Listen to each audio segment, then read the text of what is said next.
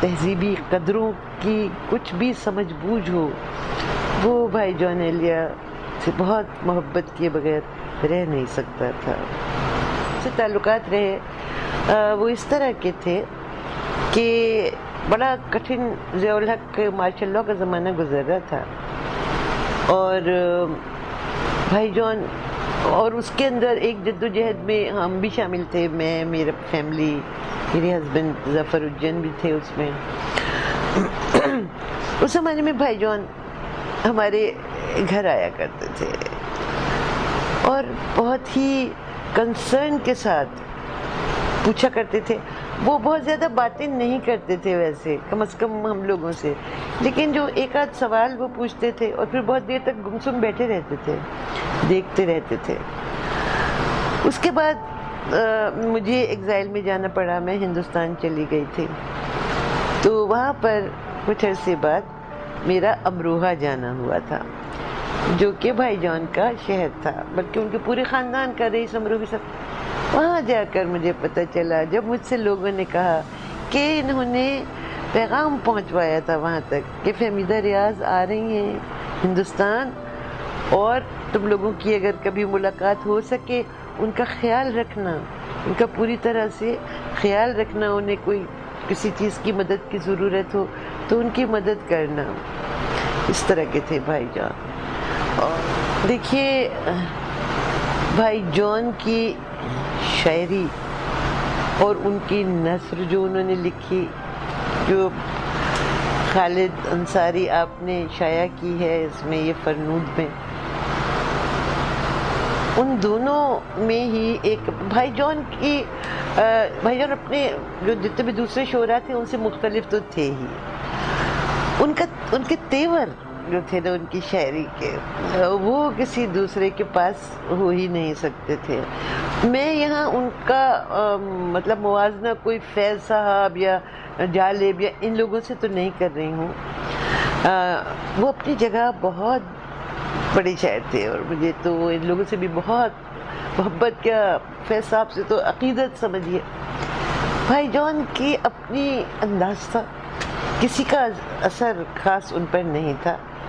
جو یہ بستی ہے مسلمانوں کی بستی، یہاں کار مسیحا کیوں کریں ہم.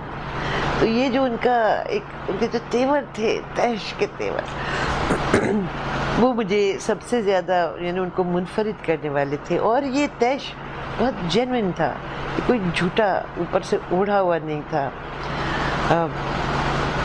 ہمارا ماحول ایک طویل عرصے سے جیسا رہا ہے اس کے اندر وہ یہی تیش تھا جو کہ ان کے اندر سے نکل سکتا تھا. دیکھیے آہستہ آہستہ سے اندازہ ہوتا ہے چیزوں کا. بھائی جان اور پورا وہ خانوادہ جس سے ان کا تعلق تھا، اور وہ خود جیسے تھے عربی فارسی پر مکمل عبور، ساتھ ساتھ عبرانی تک جانتے تھے، پرانے علوم سے واقفیت تھی ان کی. یہ ایک طریقے کی ایک یادگار تھے. اگر آپ دیکھیں ہمارے بر صغیر میں ہندوستان میں 1000 سال جو مسلمانوں کی موجودگی یہاں رہی ہے، تو ان آباء و اجداد میں وہ لوگ جو تہذیب و تمدن کے معمار تھے، ان کی ایک یادگار بھائی جان تھے. میں نہیں جانتی کہ مزید ان جیسا اور اب کوئی بھی باقی ہے یا نہیں، لیکن وہ جیسے لوگ تو کہتے ہیں مستقبل کی نوید، میں سمجھتی ہوں کہ وہ ہمارے ماضی کی ایک تابناکی کے البتہ ایک نوید تھے. ان کا جنہوں نے اس بر صغیر میں کا بڑا حصہ جو ہے ہندوستان میں موجود ہے، جس کے اندر انسانی تہذیب و تمدن کو بہت آگے بڑھایا، اس کی تعمیر کی، ان لوگوں میں سے تھے بھائی جان. کسی بھی گھٹیا پن کو برداشت کر نہیں سکتے تھے وہ. تو بیچ میں مجھے پتہ چلا ملاقات میری بہت کم ہو سکتی تھی. وہ رہتے تھے اپنے ناظم آباد کی طرف، اور یعنی دور سے رہتے تھے، اور میں کہیں اور رہتی تھی. مصروفیتیں میری اپنی دوسری طرح کی تھیں، بہت زیادہ شعر و شاعری سے زیادہ کوئی پولیٹیکل انوالومنٹس تھے، تو ملاقات اتنی زیادہ نہیں ہوتی تھی. لیکن میں ان سے بہت محبت ہمیشہ کرتی تھی. اور بھائی جان نے مجھ سے بہت پیار کا سلوک کرتے تھے، بہت محبت کا سلوک کرتے تھے، شفقت کا سلوک کرتے تھے. تو بیچ میں وہ جب ہندوستان گئے تو کسی نے مجھ سے کہا کہ بھائی جان تو اب واپس نہیں آئیں گے، اب وہ چلے.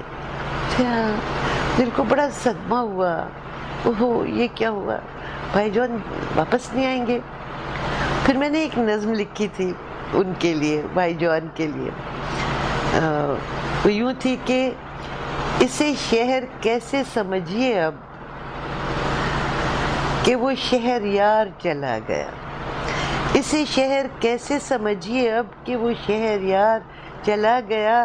اسے 100 طرح جو سنوارتا تھا وہ طرح دار چلا گیا.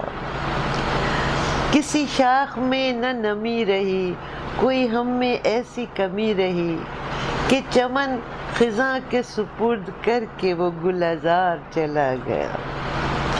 رخ ناز تیش سے موڑ کے ہمیں کن بلاؤں پہ چھوڑ کے. اور اس کا دوسرا مصرع مجھے نہیں یاد، مگر پھر یوں تھا کہ اسی ایک پر ہمیں مان تھا، کریں کیا کہ شہر کی جان تھا. خس مردہ میں وہ جو ایک نفس رہا شعلہ بار چلا گیا. سر خاک ہیں جو پڑے ہوئے، سر راہ یوں ہی کھڑے ہوئے، سبھی راندگان زمانہ کا سبب وقار چلا گیا. اور کوئی شادیانہ نہ اب بجے، کوئی بزم اب نہ یہاں سجے، شرر چراغ فسردہ رہ کہ وہ شعلہ بار چلا گیا. اس طرح سے تھا. تو اس سے آپ کو کچھ اندازہ ہو سکتا ہے کہ بھئی میں تو ان سے بہت محبت کرتی تھی. بھائی جان کی تو غزل اپنی طرح کی تھی، یعنی اس میں جو ہمارا اصل میں دیکھیں غزل کا ایک سرمایہ تھا، ایک روایت تھی، تو اس سے بہت ہی جڑی ہوئی. اب یعنی میرے لیے لوگ کہتے ہیں کہ میں تو غزلوں کے خلاف تحریک چلاتی ہوں، کیونکہ غزل میں جو اب لکھی جا رہی ہے زیادہ تر شعرا مجھے نہیں نظر آتی کہ اس میں غزل جیسی کوئی بھی بات ہے. بس یوں ہی تک بندی اور قافیہ پیمائی، جس میں وہ بات بھی نہیں رہی جو پہلے کبھی تھی. یعنی یہ تھا نا کہ بھئی ہمارا جو پورا سسٹم ہے تھنکنگ کا، اس میں یہ تھا کہ الفاظ جو ہیں وہ معنی کو خود پیدا کریں گے. تو الفاظ کی بہت ہی اہمیت تھی. قافیہ اور ردیف بہت اہم اس لیے ہو جاتا تھا کہ وہ معنی کو پیدا کر رہے ہیں، معنی آفرینی. تو اس سے اب کسی موجودہ غزل گوؤں کو کوئی سروکار ہے ہی نہیں کہ کہاں کی وہ الفاظ کی اہمیت نہیں جان رہے ہیں، نہ سمجھ رہے ہیں. لیکن بھائی جان تو سب کچھ، ان کی تو غزلیں بھی اتنی پیاری تھیں. مثلاً اب کس طرح سے کہتے ہیں، حسن تیرا اے حسن دلارا اللہ ہی دے گا مولا ہی دے گا. یعنی کیا چیز ہے، ایک پورا خانقاہی نظام اس کے اندر جو ہے وہ آپ کو نظر آ رہا ہے. ٹھیک ہے نا. اور ایک قدیم عشق کا تصور اس میں سے جاگ رہا ہے. اور وہ محبوب جو ہے وہ غیر مرئی نہیں ہے، بلکہ ایک انسان، گوشت پوست کا انسان. آپ سمجھے؟ تو ان روایتوں کی بالکل گہرائی میں اترے ہوئے بھائی جان تھے. یہاں تک نظمیں ہیں تو انہوں نے کس قدر عمدہ نظمیں لکھی، اور کیا انداز تھا. ولایت خائبہ، اب آپ دیکھیے کہ اس کے اندر پورا پاکستان کا ایک نقشہ ہے، اور کیا تیکھی طریقے سے طنز اس کے اندر موجود ہے. میں نے وہ اپنی نظم لکھی تھی جب میں پہلی بار دلی گئی تھی. یہ دلی تیری چھاؤں بڑی قہری، میری پوری کایا پگھل رہی، مجھے گلے لگا کر گلی گلی دھیرے سے کہے تو کون ہے ری. ہاں اس طرح سے. تو وہ کہنے لگے کہ اب میں تم سے محبت کرتا ہوں. تو میں نے کہا اوہ بھائی جان، تو آپ اب مجھے سمجھیں. لیکن ان کی شخصیت ایسی تھی، اتنی زیادہ پرخلوص، کہ ان کے یہ کہنے کا کہ پہلے میں تم سے بہت نفرت کرتا تھا، تو میرے تو دل پر کچھ بھی اثر نہیں ہوا، کوئی منفی اثر نہیں ہوا. مجھے تو وہ بہت ہی بھا گئے، اس طرح ہوا.